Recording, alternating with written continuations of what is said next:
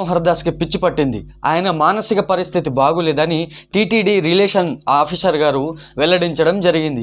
ఎందుకు అంటే ఆయన అవాస్తవ ఆరోపణలు ఎక్కువగా చేస్తున్నారని, ఆయన మానసిక పరిస్థితి ఏమీ బాగులేదని వెల్లడించడం జరిగింది. నిజంగా నాకు కూడా అర్థమైంది ఏంటంటే, ఇప్పుడు నాస్తికులు క్రైస్తవులు ఒకటే అంటాడు.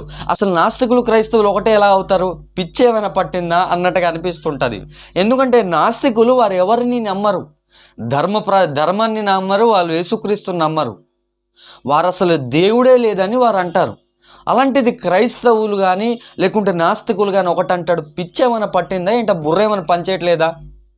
నిజంగానే ఆయన చెప్పినట్టుగా రైట్. ఎందుకంటే ఆయన మానసిక పరిస్థితి బాగులేదు, ఆయనకు ప్రచార పిచ్చి పట్టింది, ఆయన బుర్ర సరిగా లేదు. ఎందుకంటే మీరు ఒక్క ప్రశ్న సరిగా అడగండి, దేనికి కూడా సరైన సమాధానం ఉండదు. కాబట్టి అలాంటి వారి మాటలు నమ్మొద్దు ఎవరు కూడాను.